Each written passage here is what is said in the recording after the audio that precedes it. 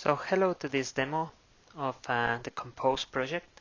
So the goal of the demo is to show how the data management work developed in Work Package 2 works toward the creation of easy pipelines of data coming from Internet of Things. So the basic idea is that what we will be seeing here is we will be emulating the creation of a web object that is actually an internet connected device that will be talking to the Compose platform. It will be sending updates. We assume here that the web object, the smartphone, is actually enabled with a temperature sensor and a GPS, so it has temperature information and it also has geolocation. So the information that this device is collecting is being pushed to the platform, and then we will see how easily can be created as a thin client, a web layer, a thin client with a map that is actually showing for all different devices that we are emulating what's the current temperature that they're reporting for different places in all over Spain. So we will see in a map all the devices that we have, all the sensor updates that they have sent with their current position and the temperature that they are measuring, and we will create easily a map to show the temperature that people is reporting all over the country. So the basic idea behind one of these web objects that are reporting information to the platform is that they can be associated to one entity in the platform, in the Compose platform. This entity is called the service object. So we have web objects that are the physical devices web enabled, and we have service objects that are the actual virtual entities that live within the Compose platform. So all the communication with the platform works through a REST API, but we are planning to enable communication with devices through WebSockets and also through MQTT protocol. So this is the actual description within the platform of one service object, this cell phone that we were mentioning before. So basically this is a cell phone. So it can be seen here, the basic fields of the description. This is a cell phone, and it has one stream. So the streams are flows of data that are generated, feeds of data generated by the devices. So this stream is called weather, and it has two channels. So the two channels are actually two dimensions of the same information. So we are supposing here that the weather information that this device is reporting has to do with the location, so where the device is, that is actually coordinates, and it has to do also with the temperature that this device is reporting. So this set of two different dimensions, the location and the temperature, is what we call a stream. So we can customize with other fields and properties this device, and we could have other different streams, but in this case we will focus on one single stream device. So what's going to happen when we push and register the device? So this is the architecture of the data plane of Compose. So we have the end objects right here. We have a service objects API that is a REST API that communicates with the security model. This is the entry point for all activities related to data management. So when one of these requests for doing something with the data or just data flowing in from the objects arrive to the REST API, what it does is basically it decides either storing the data, if this is plain data that needs to be stored, and that's it. But then there could be people outside or inside of the platform that is interested in any updates that take place for that particular stream, for that particular data feed. So we have in the backend, we have Kestrel as a queuing system for storing updates that come from for keeping temporary updates that come from the clients, and then we have Storm, Twitter Storm platform that is actually the platform that we were using to processing the data streams. So based on the people that is subscribed, the entities that are subscribed to updates from this data feed, it dispatches the information to external or internal entities, and then also stores the data. So we have also integration with Elasticsearch for providing analytics and queries. We will be leveraging actually Elasticsearch for doing geolocation. And we will have integration also in the future with work done in another work package in Compose that it has to do with semantic web, and we will have our RDFS store that will help us finding different devices in the platform. So this is what happens. So the API is this front end that is actually Jetty running Jersey. So we have the service object processing and subscription dispatching that is Kestrel plus Storm. We have external subscriptions that can go through PubSub mechanisms or HTTP, and we will have also MQTT and WebSockets, as I was saying before. We will have integration with semantic plane, and we have the data backend that is Couchbase, and we have Elasticsearch also for all kind of data queries. So that's basically the description of the generic environment. So we can start generating the data and looking at the data. So the first thing that we will do is we will register the service object in the platform. So this is basically the description that I was showing before. So you have to do post call to the API. So the component, the data plane component in Compose is packaged in this project that is called servIoTicy. So servIoTicy is the data plane for Compose. It's a project, it's a software project that is funded by the Compose project, so it's integrated within the project. And API servioticy.com is the basic URL. So we need to put two headers. One is the content type. This is application JSON, and we have to add the API token that was previously registered for sending the information. So we are now ready to register. So we send the data. So we had an internal error.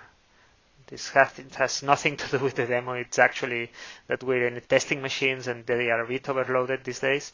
So basically we have succeeded in the creation of the service object. So this is the ID of the service object, and it can be accessible through this endpoint, API servioticy.com, and this endpoint here. So what we can do now is we can go to the database and in Couchbase look up for this service object. So it can be seen that there are extra fields that are internally registered with the object that are for internal use. It's not public information, but this is internal information about the user associated to this device and other stuff that is needed. So now we are ready to start looking at the data associated to this service object. So this is a basic map of Spain. So we can refresh. It's actually containing no data. So we are seeing here that we are reporting information from 0 sensors. So we have many other registered devices like this one. And what we will start doing is we will start producing data for one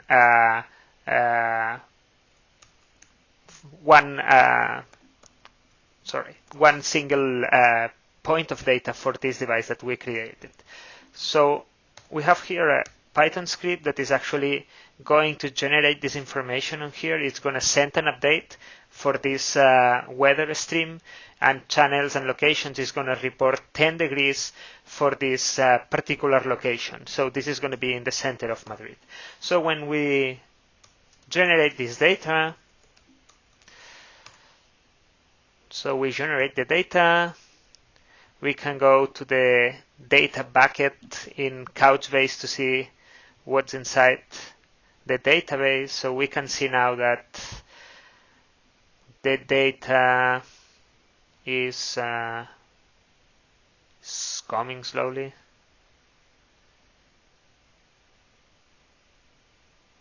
Yeah, there we go. So this is the data, this is the information that we have put. So now we come to the map, and when we reload, we will find this very first point, this very first sensor that is registered in the platform. So this is the first update coming from this sensor. So if we zoom in a little bit and we look here, we see the coordinates of the point, and this is the position that we have reported. So we can zoom out again. We have now one single sensor, and what we have implemented also is using Elasticsearch. You can do quick data queries. So we have implemented one query that is once you click on the map, you will see devices that are only within 300 kilometers around the point that you are clicking. So this red circle is actually pointing the 300 kilometers. So there are no any data feeds coming from these places, but you see the one from Madrid is reported whenever you are in those 300 kilometers around him. So we go to the general view again, and what we will be doing now is we will start generating data for different devices. So we will start creating data. So we will auto refresh every 5 seconds. You see now that some data starts appearing.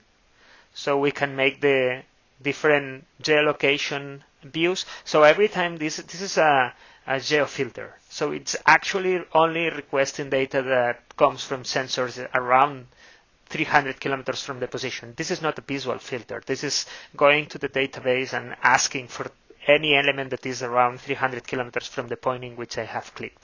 So this is the current population of devices. So they are being emulated. We can see different temperatures. They have been generated randomly. And what we can do also now is with this simple map, come here and enable the heat map. So the heat map is going to show us what are the heat points in the country based on the information that people is actually reporting. So we could see here this heat zone around the south of Spain that is in some way expected, but not because the data is real, but it was randomly generated. So this is the basic example. So we have created service object. We had another one registered. We have started generating data, and the data has been flown through the platform. And this client subscribing to the data from the platform could easily visualize the information coming from the different devices. And pretty easily one can use the search mechanisms in the platform to do this kind of quick applications. So what I want to show now is a little bit what's in the portal that we have created for this data backend. So we have information about the project. We have documentation. So we have information about how to install it. We have how to create a simple service object. So we have here a couple of lists in which user can start doing things. How to do composition. That's something we have not been leveraging here, but the platform supports stream composition. So the idea is that we have different data sources, different devices sending data to the platform, and we can create composite streams. So we can do something like taking the information from one sensor and from another one, mixing that and producing something else that can be used by other users that can register to that composite flow. So all the process for doing composition, it's based on JavaScript. So we have an explanation here. We have also the API reference. So the REST API is available here through API. So the idea is that you have here the different methods for the different resources, and you can get examples. You can, for instance, see how would you be calling these methods in JavaScript, in Node.js, in Python, or any other languages that the API is actually supporting. And we have this for the service object lifecycle, for the definition, data operations, external subscriptions, and actuations on devices. That's something that is under development but will be supported also. So we have the option to see the online demo. That's what we were seeing a couple of minutes ago. And for anybody interested in trying the platform, there's this registration form that just filling the information about your name, email, and the description of why you're interested in using this platform. You will get access to the online prototype, so we'll be hosting the data for you with no warranties, but this is a nice way of trying it if you don't want to make a local installation of the environment. So registering here, you will get the API token and you will be able to start playing around. If you want to go for a local installation, you have the repository on GitHub. You can come here, download the different projects that we have here, compile, install Couchbase and all the other components in your platform, and you can start playing around with the platform. So that's basically it. This is what has been going on the last month in Work Package 2 in the Compose project. Thank you for your attention.